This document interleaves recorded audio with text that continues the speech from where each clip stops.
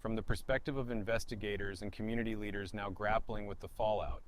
what began as a routine compliance review has evolved into one of the most consequential fraud cases Minnesota has ever seen.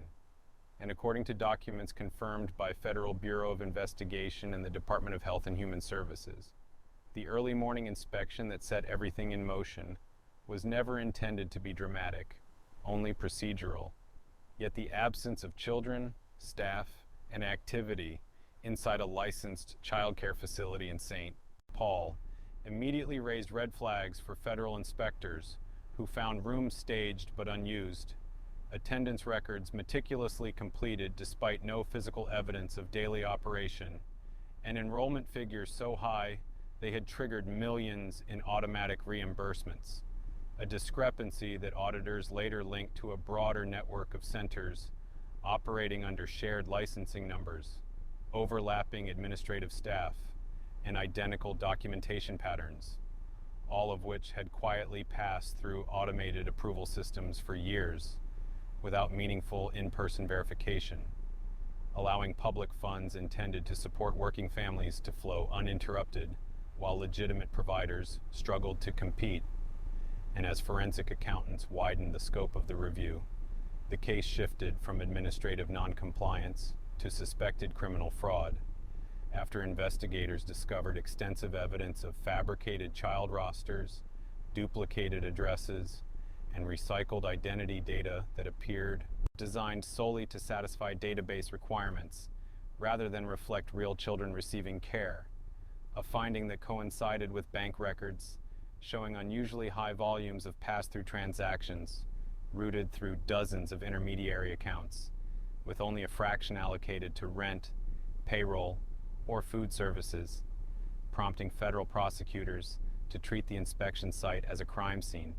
and authorize coordinated searches across multiple properties linked to the same ownership group,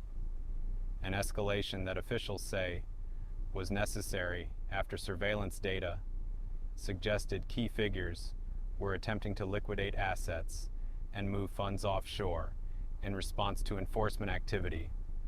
And while authorities have stopped short of attributing final responsibility pending trial, court filings allege the financial structure mirrored known laundering models previously associated with transnational criminal enterprises, including transactions flagged for potential connections to the CJNG cartel. A claim investigators emphasize remains under judicial review, even as search warrants executed at an industrial property outside the metro area revealed conditions inconsistent with its abandoned status, including sustained power usage, water consumption, and restricted access infrastructure. Discoveries that led to the recovery of dozens of individuals who authorities say were being unlawfully detained and exploited for labor, a development that reframed the case not only as financial misconduct, but as a human rights investigation, and as these details became public through indictments and sworn affidavits. Leaders within Minnesota's Somali community reported immediate backlash, including online harassment, economic boycotts, and fear among small business owners who say they are being unfairly associated with alleged crimes committed by a small number of defendants, a concern echoed by civil rights advocates who stress that while accountability is essential, collective blame undermines trust and cooperation, particularly as lawmakers and regulators now confront broader systemic failures that allowed reimbursements to scale into the billions without proportional oversight. Failures attributed in part to a well-intentioned push for rapid aid distribution that deprioritized field inspections and manual audits, leaving the system vulnerable to exploitation by sophisticated actors who understood that consistency, repetition, and compliance aesthetics could substitute for reality. And as the confirmed financial impact continues to be tallied, with authorities estimating billions in losses and tens of thousands of children affected by reduced access to legitimate care, policymakers face mounting pressure to balance enforcement with equity, transparency with speed, and reform with restraint. Because while the facilities at the center of this case now sit empty and accounts have been frozen pending trial, officials acknowledge the larger question: remains unresolved. How many similar operations may still exist within systems designed to trust first and verify later? And whether meaningful reform can occur without eroding the very support structures those systems were created to protect. Continuing from that reporting perspective, sources close to the investigation say, the next phase is unfolding less dramatically, but with far greater consequence,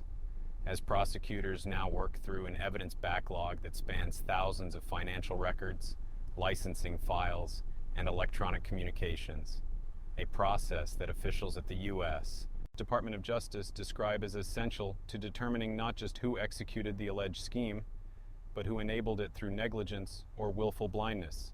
because internal reviews obtained by our newsroom show repeated warnings from mid-level auditors about implausible enrollment ratios, identical attendance handwriting across separate facilities, and reimbursement totals that far exceeded neighborhood population data, concerns that were logged but never escalated as agencies relied increasingly on algorithmic risk scoring rather than physical inspections. A shift accelerated during the pandemic and never fully reversed, creating what one former regulator called a perfect storm, where volume replaced verification, and as indictments have mounted, with nearly 100 defendants named across multiple cases, elected officials in Minnesota are now facing scrutiny of their own after campaign finance disclosures revealed that several nonprofit executives under investigation had donated to local races, donations that were legal on their face but now politically radioactive, prompting legislative leaders to announce hearings aimed at tightening oversight rules and temporarily suspending certain high-risk reimbursement programs until new safeguards are in place, even as community advocates warn that abrupt freezes could further destabilize families already struggling to find childcare, illustrating the central tension of this case, which is that the harm radiates outward in multiple directions at once, affecting taxpayers, children, workers, and entire immigrant communities, whose reputations are now being litigated in the court of public opinion rather than in a courtroom. And while federal officials stress that charges are based on individual conduct and not ethnicity, the statistical breakdown of defendants has fueled online misinformation, forcing local leaders to hold emergency forums urging residents not to conflate cultural identity with criminal allegations, a plea echoed by civil liberties groups who note that similar fraud cases involving other demographics rarely generate the same sweeping narratives. And behind the scenes, financial analysts are still tracing money flows that crossed international borders, relying on cooperation agreements with foreign banks and intelligence partners to reconstruct transfer chains designed to obscure origin and destination, a task made more complex by the use of shell entities, nominee directors, and staggered withdrawals intentionally structured to avoid automatic reporting thresholds. Techniques investigators say demonstrate a level of sophistication inconsistent with simple benefit fraud and more aligned with professional laundering operations. Yet even as these findings emerge, defense attorneys are preparing to challenge the government's narrative, arguing that systemic failures, not criminal intent, created an environment where errors multiplied unchecked, and that the state continued to pay despite having the authority to halt disbursements at any point. A defense that may resonate with jurors asked to weigh individual culpability against institutional breakdown. And as this legal battle takes shape, the broader policy reckoning is already underway, with experts warning that without fundamental changes to how welfare programs are monitored, including random inspections, cross-agency data sharing,